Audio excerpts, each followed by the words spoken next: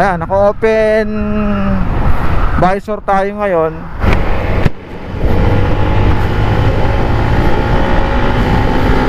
Ayan, we're traveling 70 kilometers per hour.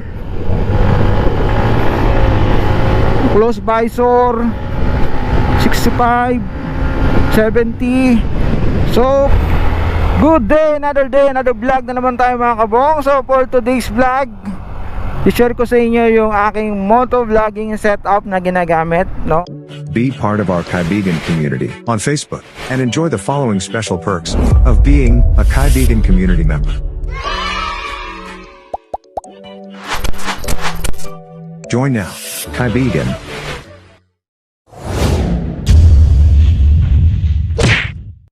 No, I've been motovlogging na rin for more than a year. So marami na tayong nagawang improvement, no? Marami na tayong nabiling mga kung ano-anong gadget, accessories sa pag-motovlog natin. I'll share ko sa inyo for today's vlog yung yung wind noise na ginagamit kong mic, no? And of course, syempre may kinalaman yan sa helmet. So we're traversing now sa Daang Reyna. So the best way para malaman nyo yung wind noise, of course, yung lugar ay mahangin. So sa mga taga Cavite, taga Laguna, San Pedro, Orbiña na dumadaan dito sa Daang Reyna papuntang Daang Hari, alam nila na mahangin talaga dito sa part na to kasi mapuno, tapos mataas tong lugar na to ng Bacoor. Mahangin talaga dito. Minsan mga may wind drag dito So subukan natin to sa takbong depende kung anong maabot natin takbo. So ito naka-open tayo. Ayan, naka-open visor tayo ngayon. Anong narinig nyo ngayon? So mahalaga talaga yung mahalaga talaga yung audio, no? Kasi sa motovlogging, nahati sa dalawa yan. Siyempre, yung yung video mo dapat okay, malinaw, stable, hindi magalaw. And then kung may sinasabi ka, siyempre kailangan naintindihan ng viewers mo, no? Kasi nga, maganda nga yung video mo, yung sinasabi mo naman, noisy, hindi maintindihan. So, probably, lilipat ka na ibang channel. Or, maaari maganda yung audio mo, pero malabo naman yung video mo. So, lilipat pa rin yan sa ibang channel, no? Hindi yan magsasubscribe sa'yo, yung viewers na yan, no? Yung nanood sa'yo. So, kailangan mo talagang mag-invest at talagang pagkagastusan yung mga bagay-bagay na to. Kung desidido ko talaga mag-motovlog, Kaya nga mga kabong, i-share ko sa inyo itong ating motovlogging setup. I-test natin sa wind noise to mamaya, no? So ayun mga kabong,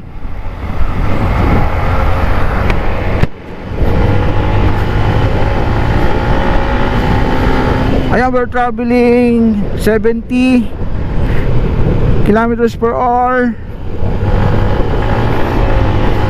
Close visor 65, 70.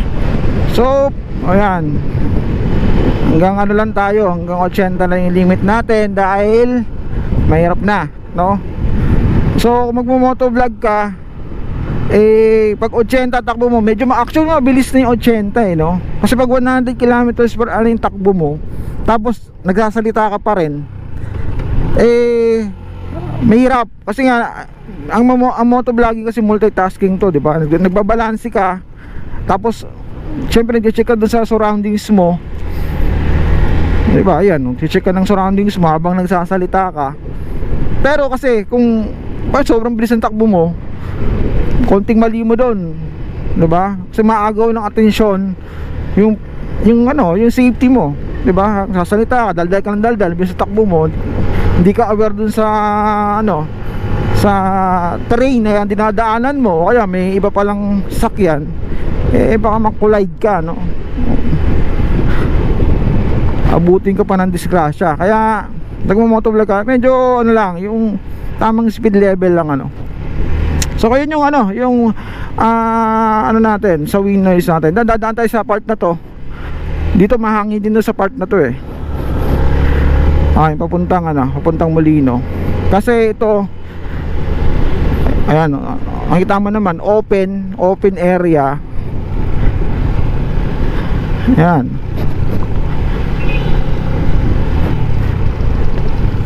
Via So open area to. Ang kagandahan dito sa Danghari ngayon, yung yung kalsada inispalto na nila. Masarap na dumaan dito. Mga bikers So starting dito, inispalto na nila to. Dati dami lubak dito eh. So napansin niyo yung jersey natin, no? Tsaka yung mga puno, talagang mahangin to. Gumagalaw yung gumagalaw yung mga dahon ng puno. So lalo sa part na to, mahangin yun, no? So i-off ko na lang yung music background para marinig nyo ano yung performance. Ayan, no?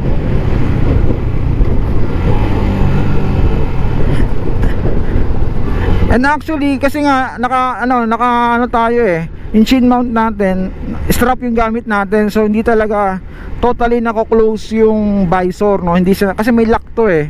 Para talaga walang pumasok na hangin, naka-strap tayo, no?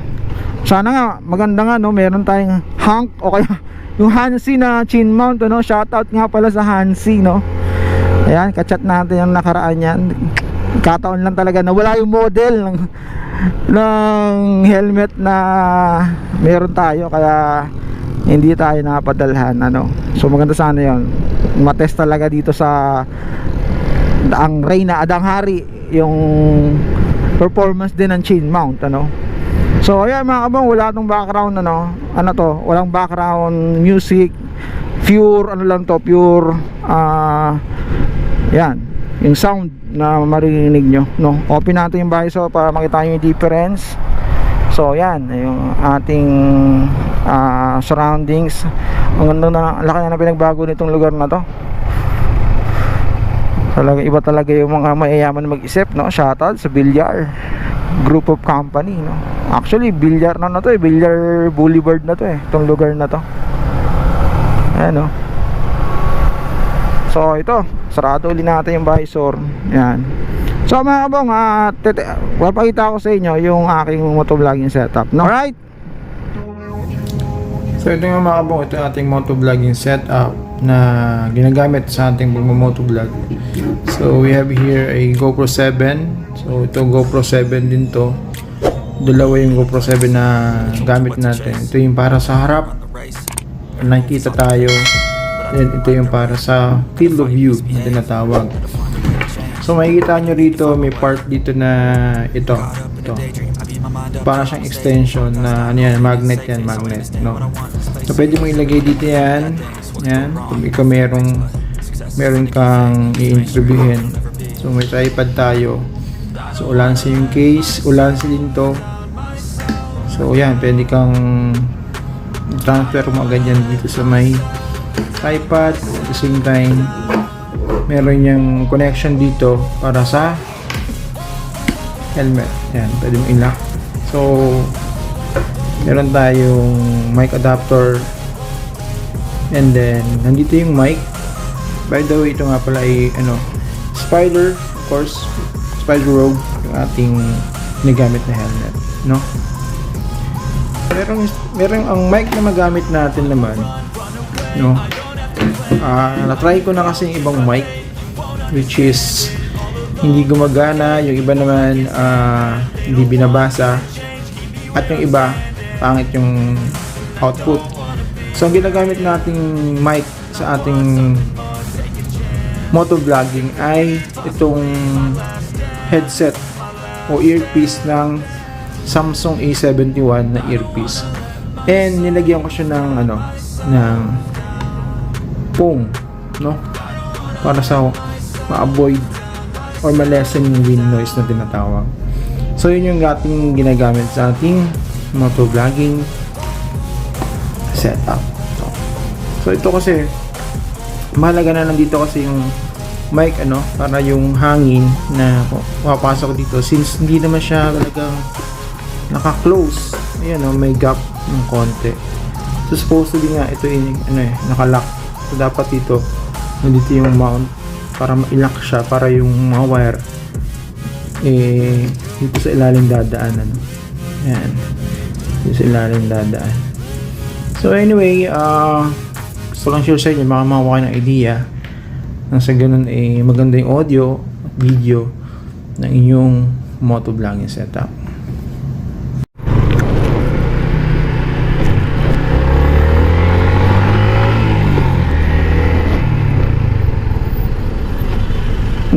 Cavite PNP. Op. Motorcycle lane, doon siya pumasok. Alright.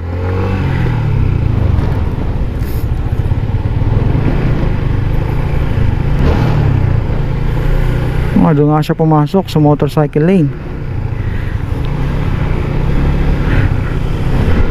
At kung nagustuhan mo naman yung video mga kabong, consider to subscribe and hit that notification bell para notify ka sa mga future uploads natin na ating re-reviewin, na i-share natin sa inyo, no, bilang content creator, motovlogger, vlogger, no? And subscribe nyo na rin nga pala mga kabong, Motor Center Kaibigan YouTube channel.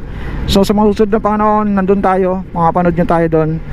At yun lang mga kabong, ingat lagi and shout out.